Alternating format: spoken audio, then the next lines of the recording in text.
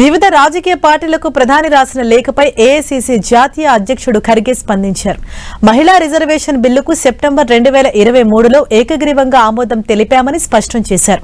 చట్టాన్ని వెంటనే చేయాలని అప్పుడే డిమాండ్ చేశామని ఖర్గే తన లేఖలో పేర్కొన్నారు. కానీ కేంద్రం మాత్రం 30 నెలలు గడిచినా అమలు చేయలేదని ఆరోపించారు ఖర్గే. ప్రతిపక్ష పార్టీలను విజ్ఞప్తి పట్టించుకోకుండా ప్రత్యేక సమావేశం ఏర్పాటు చేశారని మండిపడ్డారు. డీలిమిటేషన్ పైన స్పష్టత లేకుండా చర్చ చేయడం అనవసరమన్న ఆయన రాజ్యాంగ సవరణలపై ముందస్తు వివరాలు ప్రతిపక్షాలకు అందజేయలేదని ఆరోపించారు.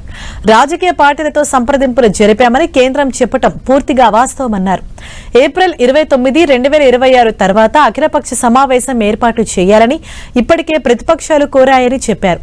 5 రాష్ట్రాల ఎన్నికల సమయంలో ప్రత్యేక సమావేశం పిలవటం రాజకీయ ప్రయోజనాల కోసమేనని ఆరోపించారు.